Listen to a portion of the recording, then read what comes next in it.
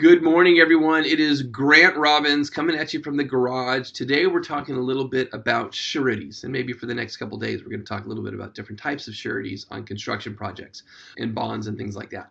And so today, let's dive into bid bonds. All right, what is a bid bond? When do we need them? Why do we need them? And how do they work? Maybe even how much do they cost? All right. Hopefully, this provides a little bit of insight into it. So let's get after it. What is a bid bond?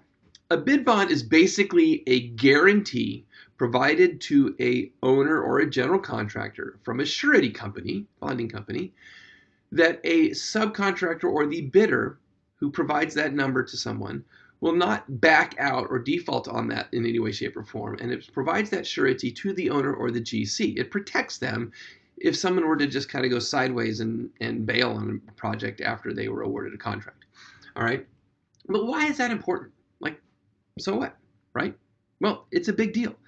Think about for a minute all the energy and time and money that goes into bidding a project. So if you're an owner or a GC, you've spent a bunch of time getting the plans to a point where they're biddable, but now you put it up to bid. So you've sent out invitations, you've written together probably a request for proposal, attachments, exhibits. There's time associated with it. You've got time and energy, maybe paying consultants to answer RFIs. Maybe there's addendums or bulletins that are sent out. All of these things go into it that cost money, right? Then when those bids come in, you have your in-house staff reviewing them, leveling them, making decisions, all that kind of stuff, and then issuing contracts. That is a lot of money and a lot of time.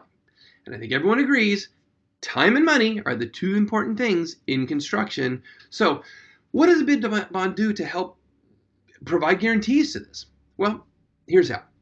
If you are bidding on a project, and again, this is mostly for federal or state or government or municipal work, public work, not so much in the private sector. But if you are bidding a project, let's just say you're bidding on a project and you're turning in a bid for $1 million, okay?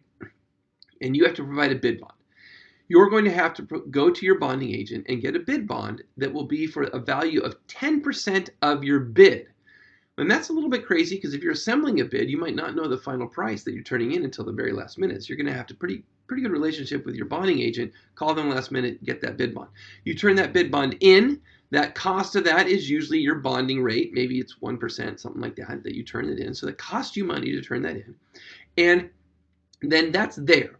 So you then have now put up a bond for 100 grand on a project that you turned into bid for $1 million. Well, let's say you get the project, you've been awarded the project, and then you realize you've got a contract, you signed it, and you're like, oh my gosh, I missed something.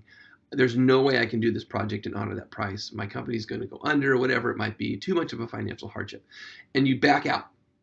Now what happens? That owner is left without someone that's committed to do the project. They've probably called the number two and other bidders saying it's not your project. They can rebid it at an enormous cost of time and money. Or maybe they go to the number two bidder and they say, I need to hire you.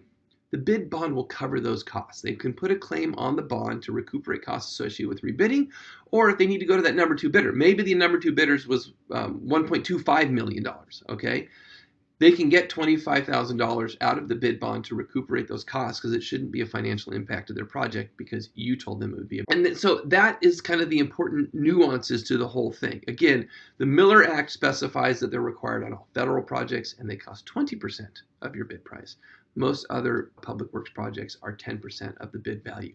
Why do we do these? Also, not just to protect, it also helps promote competitive bidding environments for these public projects. The last thing people want is someone throwing in a low number just to try and get onto the project, and then they get on it and then they either just change order it, or they can't do the project, or they stop in the middle because they can't finish it because they didn't do a good job bidding it. And so the bid bonds help kind of level that playing field a bit and make it so that people aren't doing that because they're having to pay for this surety that they're going to deal with. And it also lets everyone know that they should submit a number that's fairly accurate across the board, or they're going to have their bond called.